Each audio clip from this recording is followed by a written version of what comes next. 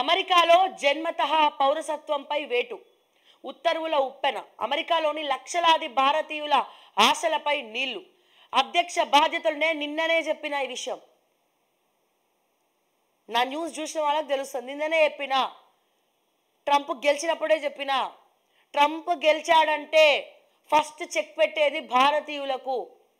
Trump గెలిచాడంటే first భారతీయులను అమెరికాలో ఉద్యోగాలు చేయకుండా చేస్తాడు. ఎట్లనైతే ప్రత్యేక తెలంగాణ మనం రావాలని కోరుకున్నామో, ఇక్కడ యుఎస్లో చదివిన వాళ్ళకి ఎక్కువ రిజర్వేషన్ ఉండాలి, ఎక్కడి నుంచో వచ్చి ఇక్కడ ఉద్యోగాలు చేయడానికి వీల్లేదని ట్రంప్ కూడా ఒక లోకల్ వాసిగా అక్కడ ఉన్నటువంటి అక్కడ ఎవరైతే అమెరికాలో పుట్టిన వాళ్ళు ఉంటారో వాళ్ళకే వర్తిస్తుందని చెప్పి రూల్స్ తీసుకొస్తున్నాడు ఆల్రెడీ. అక్కడ చదువుకునే వాళ్ళు చదువుకోండి, కానీ ఉద్యోగాలు మాత్రం కొంతమందికే వస్తాయి సుమి. ఇప్పుడు ఉన్నటువంటి వాళ్ళని ఎల్లగొట్టేస్తారా అన్న డౌట్లు. మరోపక్క ప్రధానమంత్రి నరేంద్ర మోదీ ట్రంప్ మంచి మిత్రులు, అంటే మంచి సత్సంబంధాలు ఉన్నాయి. ఒకవేళ నిజంగానే ఆ పొజిషన్ వచ్చి భారతీయులని గెట్ అవుట్ అంటే మరి మోడీ గారు ఏం చేస్తారు, ఎట్లా మాట్లాడతారు, ఎట్లా డీల్ చేస్తారు దీన్ని అనేది కూడా వేచి చూడాలి. బట్ ఎప్పటికైనా ట్రంప్ ఖచ్చితంగా భారతీయుల పాలిట శాపం అవ్వక తప్పదు. భారతీయుల పాలిట శాపంగానే ఉంటారు. ఎందుకు? అమెరికాలోని లక్షలాది భారతీయుల ఆశలపై నీళ్లు. అధ్యక్ష బాధ్యతలు చేపట్టిన తొలి రోజే ట్రంప్ సంచలనాలు. డజన్ల కొద్ది పాలన ఉత్తర్వులపై వరుసగా సంతకాలు. ప్రపంచ ఆరోగ్య సంస్థ నుంచి బయటికి అమెరికా. ప్యారిస్ పర్యావరణ ఒప్పందం నుంచి నిష్క్రమణ. గల్ఫ్ ఆఫ్ మెక్సికో పేరు గల్ఫ్ ఆఫ్ అమెరికాగా మార్పు. లింగ వైవిధ్యానికి చెల్లు ఇక స్త్రీ పురుష లింగాలు మాత్రమే. ఫెడరల్ ఉద్యోగులకు ఇంటి నుంచి పని విధానం రద్దు. క్యాపిటల్ భవనంపై దాడి నిందితులకు క్షమాభిక్ష. వెస్ట్ బ్యాంకులోని ఇజ్రాయెల్ సెటిలర్లపై ఆంక్షల ఎత్తివేత. టిక్ టాక్ పై నిషేధం అమలు 75 రోజుల పాటు వాయిదా. ఫిబ్రవరి 1 నుంచి కెనడా మెక్సికోపై 25% సుంకాలు. అమెరికా అధ్యక్షుడిగా రెండోసారి బాధ్యతలు చేపట్టిన డొనాల్డ్ ట్రంప్ మొదటి రోజే ఉత్తర్వుల వర్షం కురిపించారు. ఆ దేశ చరిత్రలో మునుపెన్నడూ లేని విధంగా తొలి రోజే డజన్ల కొద్ది ఎగ్జిక్యూటివ్ ఆర్డర్లతో సంచలనం సృష్టించారు. అందులో ప్రధానమైనది అమెరికాలో పుట్టిన వారికి ఆటోమేటిక్గా పౌరసత్వాన్ని ప్రసాదించే హక్కును రద్దు చేసే ఉత్తర్వు. ఉద్యోగాల నిమిత్తం అమెరికాలో ఉంటూ ఆ గడ్డపై పిల్లలను కనడం ద్వారా కనీసం వారికైనా పౌరసత్వం దక్కుతుందని ఆశిస్తున్న లక్షలాది మంది ప్రవాస భారతీయులకు ఈ ఉత్తర్వు ఆశనిపాతమే. అదొక్కటే కాదు, ఇంధన రంగం, పర్యావరణం, వలసలు, విదేశాంగ విధానం, ఇలా పలు రంగాలకు సంబంధించిన ఉత్తర్వులపై ట్రంప్ సంతకాలు చేశారంట. సో ట్రంప్ ఉన్నంత కాలం ఇక అక్కడంతా ముఖ్యంగా భారతీయులకంతా కంపే. ఎందుకు అక్కడ లోకల్ వాళ్ళ పెత్తనాలే నడవాలి, భారతీయులు అక్కడ ఉద్యోగాలు అక్కడ చేయొద్దు, అక్కడ పౌరసత్వం రావద్దు. సో ఇవి కూడా ఒక రకమైనటువంటి కారణం. ఆయన ఫస్ట్ నుంచి చెప్పుకుంటూ వస్తూనే ఉన్నాడు. అంతకుముందు కూడా ఈ వీసాల విషయంలో చాలా స్ట్రిక్ట్గా ఉండి కూడా సో అక్కడ చాలా స్ట్రిక్ట్ చేసేసిండు అనమాట. అక్కడ చదువుకోవాలని వచ్చినా, అక్కడ పెత్తనం చేయాలని చూసినా, అంటే ఎవరు కూడా ఒప్పుకోరు పెత్తనం చెలాయించడానికి. ఉద్యోగాలు చేసుకున్నా, ఏం చేసుకున్నా ఇక్కడ మీరు ఎందుకు ఉండాలి అన్న టైప్లో ట్రంప్ ఉంటారు. సో ఆయన క్లారిటీగానే ఉన్నాడు, మనమే ఎక్కడో క్లారిటీ మిస్ అయినట్టు ఉన్నాం. బట్ చూడాలి మరి దీన్ని ఏ రకంగా చూస్తారనేది.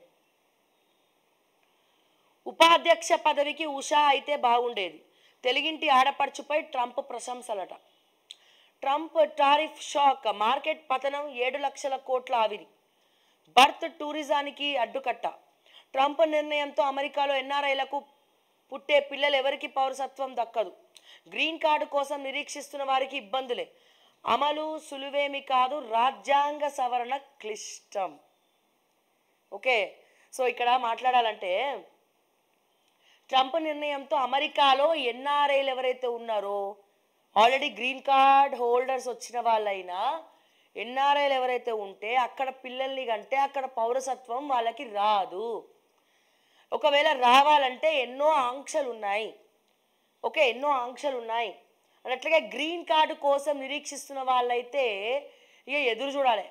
మన తెలంగాణలో సంక్షేమ పథకాల కోసం ఎట్లయితే ఎదురు చూస్తున్నారో, రైతు భరోసా కోసం ఎట్లయితే ఎదురు చూస్తున్నారో, రుణమాఫీ కోసం ఎట్లయితే ఎదురు చూస్తున్నారో, అట్లా ఈ green card holders green cards కోసం అట్లా ఎదురు చూస్తూ ఉండాలన్నమాట. రాజ్యాంగ సవరణ కూడా క్లిష్టమే అంటున్నారండి నిపుణులు. అమలు సులువేమి కాదు. సో మరి ఎట్లా? నిజంగానే ఇప్పుడు ఆ ఊరికి ఈ ఊరు ఎంత దూరమో ఈ ఊరికి ఆ ఊరు అంతే దూరం. భారతీయులందరూ తెలివైన వాళ్ళు. ఎందుకు భారతీయులనే ఎక్కువ ఎన్ఆర్ఐలు అక్కడ ఎందుకు సెటిల్ అయినారు? ఎక్కువ సాఫ్ట్వేర్ రంగాల్లో భారతీయులే ఎందుకున్నారు? ముఖ్యంగా భారతీయుల్లో తెలుగు వాళ్ళు ఎందుకు ఎక్కువ మంది ఉన్నారు? ఎందుకున్నారు? తెలివైన వాళ్ళు. ఆబ్వియస్లీ అమెరికా యొక్క జీడిపిని కావచ్చు అన్నీ కూడా పెంచింది ఎక్కువ శాతం తెలుగు వాళ్ళే, ఎన్ఆర్ఐలే. ఇక్కడ తెలివితేటలను, భారతీయుల యొక్క తెలివితేటలను భారతదేశానికి పెట్టకుండా అమెరికా లాంటి దేశాల్లో పోయి పనిచేసి అక్కడ పెట్టినారు. వాళ్ళు పని చేయించుకున్నారు కదా మరి భారతీయులను. వాళ్ళ అవసరం తీరిపోయిందా ఇప్పుడు? సడన్గా గెట్ అవుట్, మీకు అసలు మీకు ఇక్కడ ఎన్ఆర్ఐలు ఉండవు, మీ ఎన్ఆర్ఐలు ఉండదు, ఎన్ఆర్ఐల పిల్లలకు పౌరసత్వాలు ఉండద్దు, గ్రీన్ కార్డ్ హోల్డర్స్ కూడా చాలా కష్టమే అంటే, ఇప్పుడు ఆ ఊరికి ఈ ఊరు ఎంత దూరమో ఈ ఊరికి ఆ ఊరు అంతే దూరం. ఇప్పుడు ఎవరైనా అమెరికా వాళ్ళకి ఎవరైనా ఉద్యోగాలు ఇవ్వద్దని చెప్పిరా? ఎవ్వరు చెప్పలే. మీరే రిక్రూట్ చేసుకున్నారు భారతీయులని, మీరే మంచి మంచి అవకాశాలు ఇచ్చినారు, మీరే ఇప్పుడు కాదు పొమ్మ అంటున్నారు.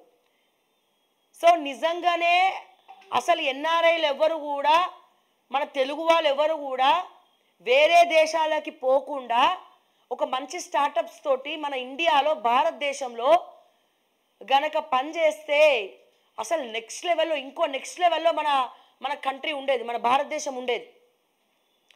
మన తెలివితేటలు మన కోసం వాడకుండా పక్క దేశాల కోసం వాడడం చూసినారా? ఇక్కడ మనకి చెప్పుతో కొట్టినటువంటి సమాధానం దీనికి. సో వాళ్ళు కూడా ఏంటి, అమెరికాలో తెలివైన వాళ్ళు లేరా? మరి మీరెందుకు తీసుకున్నారు మా తెలుగు వాళ్ళని?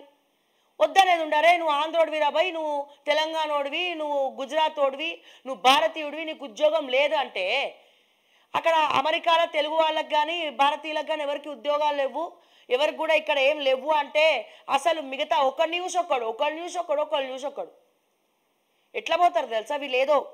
ఎట్లా అంటే, అరే మా అన్న అక్కడ చదివిండు, నేను కూడా అక్కడే చదువుతా, మంచి ఉద్యోగం సంపాదిస్తుండు, నేను కూడా అక్కడనే ఉంటా, అక్కడ ఫ్రీడమ్ ఆఫ్ లైఫ్ ఉంటుంది, నేను కూడా అక్కడికే పోతా, ఇక్కడ తల్లిదండ్రులు చనిపోయినా ఎవరైనా చనిపోయినా మనం చూడనికి రాలేము వెళ్ళలేము అంటే నేను తప్పు పడతలేను. కానీ మనకేం కావాలనేది మనం చూసుకోకుండా పక్కోడు పోయిండని చెప్పి మనం కూడా పోయినాం, హెచ్చులకు పోయినాం, పేరు కోసం పోయినాం, అబ్బా అమెరికాకు పోతే ఒక గొప్ప అన్నట్టు పోయినాం.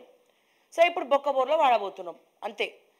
అదే తెలివితేటలు నిజంగానే మన భారతదేశంలో మంచి సపోర్ట్ ఇచ్చి కేంద్ర ప్రభుత్వము బిజినెస్ మంచి స్టార్టప్స్ ఇచ్చి మంచిగా సపోర్ట్ చేసి ఉంటే వేరే లెక్క ఉండేదేమంటే, ఒక కాన్సెప్ట్ తీసుకొచ్చి ఉంటే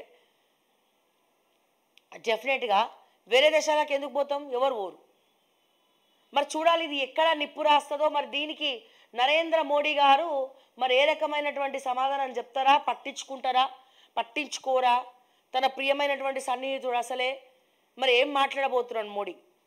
ఇప్పటికే అదాని విషయంలో మొట్టికాయలేసింది. మరి ఇప్పుడు ఏం చేయబోతున్నాడు అనేది ఒక ఉత్కంఠ నెలకొంది. చూద్దాం మరి ఈరోజు రేపు